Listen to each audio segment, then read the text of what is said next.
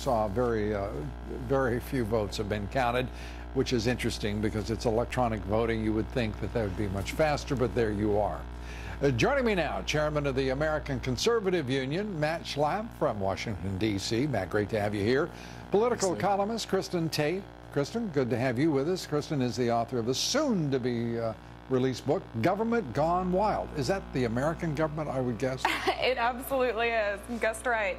Let me start with what looks to be a certainty that she will be the Democratic nominee. Our decision desk has already projected that, but is not projecting her yet. They still say it's too early to call.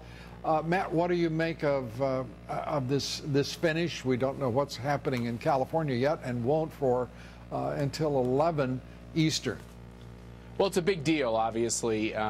She's really had to fight a pretty nasty fight with Bernie Sanders to get there. But I actually think the bigger story here is that even if she gets to the magic number, Lou, these Democrats, they're just not in love with Hillary Clinton being her nominee. And Bernie Sanders is not going to go down easy. And I have a feeling this is going to continue to be a struggle, certainly through the Democratic nomination. And I think Hillary's going to have to make her case to the progressives through November.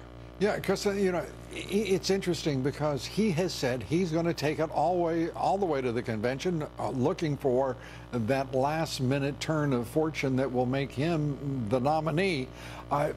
Is that utter futility? What do you make of it? Well, look, Lou, everyone loves talking about how the Republican Party is in so much trouble. I don't see that. I see the Republican Party coming around Donald Trump.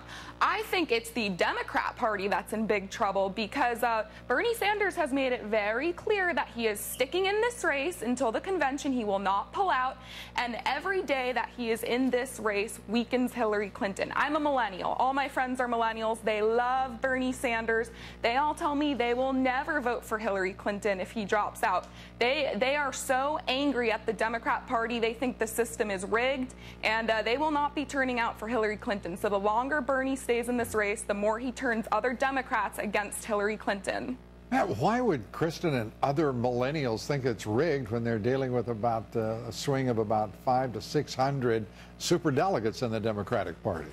Yeah, why would they think it's rigged when people get the ability inside the Democratic Party to not listen to any voters, to pick any nominee they want, untethered to what the people in a state think? I think, I don't blame them for feeling that way. I mean, if the Republicans had this kind of system where it was rigged by the insiders, I think people like Lou Dobbs would be pretty upset about it. We might take note of that. We might That's indeed. Right. Kristen, Senator Sanders, his appeal to millennials, extraordinarily popular with young people.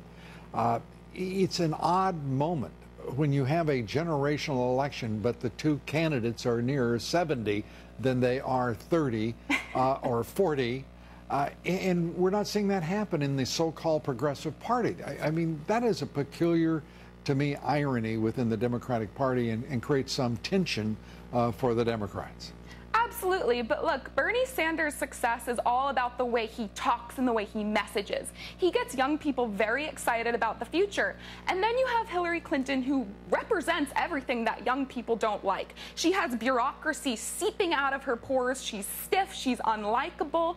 This is a woman that is really going to have trouble with mobilization when it comes to young people, and I think a lot of other groups too, like maybe minorities and independents. I think she'll have a lot of trouble getting people to show up at the polls. Matt, Donald Trump having a little trouble with the donor class and the elites of the Republican Party. He says he's putting all of that behind him and moving straight to messaging. What do you expect to happen? Well, I think he spoke today about Trump University, and my favorite part of the statement was that he said, I'm not going to have any more comments on this topic. And I think that's the right way to approach this. He needs to take the fight to Hillary Clinton. You know what, Lou Dobbs, the one unifier here, you know this, is that Republicans that even don't like Donald Trump, they salivate at the opportunity to watch Donald Trump finally take the Clintons down for 20 years of scandals. And I think everybody on the Republican side is ready for that to start. God, it seems like so many more years than just 20, but there it is. Matt Schlapp, yes. Thanks so much. Kristen Tate, thank you. Thank you, Lou. Appreciate it. Up next, Hillary Clinton caught